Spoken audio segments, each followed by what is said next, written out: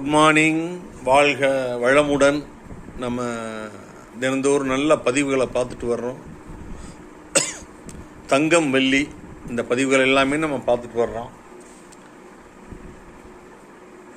இப்போ பார்த்தீங்க அப்படின்னா வெள்ளி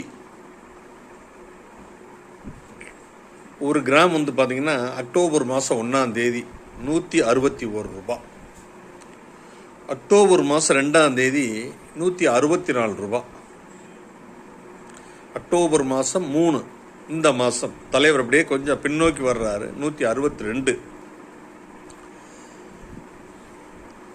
அக்டோபர் 4ஆம் தேதி 165 ரூபா. 5ஆம் தேதி அதே ரேட்டில் அப்படியே அது நிற்கிது.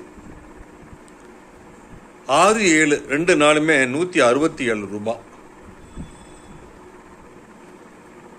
8ஆம் தேதி பார்த்தீங்கன்னா 3 ரூபா அதிகமாகி 170 ரூபா.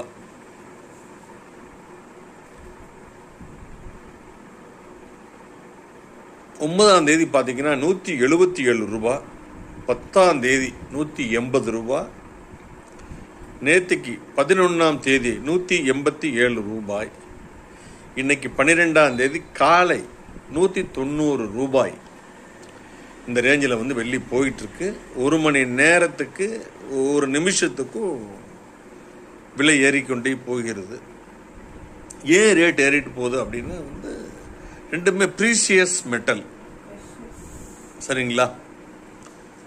தங்கம் விலை ஏறினதுனால அதுக்கு அடுத்து உள்ள ப்ராடக்ட் வெள்ளி.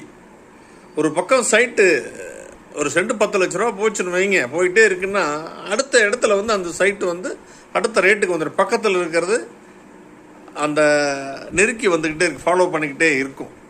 அதுக்கு பக்கத்தில் உள்ள சைட்டு அப்படி ஃபாலோ பண்ணும். அந்த மாதிரி வந்து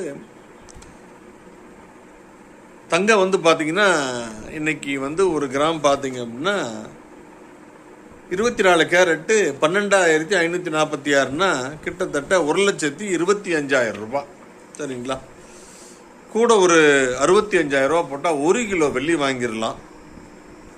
1ஆம் தேதியிலிருந்து இன்னைக்கு 12ஆம் தேதி வரை பார்த்தீங்கன்னா 161லேருந்து 190 29 ரூபா ஒரு கிலோவுக்கு இன்க்ரீஸ் ஆயிருக்கு. 1 கிலோ வாங்கியிருந்தீங்கன்னா 29,000 ரூபா.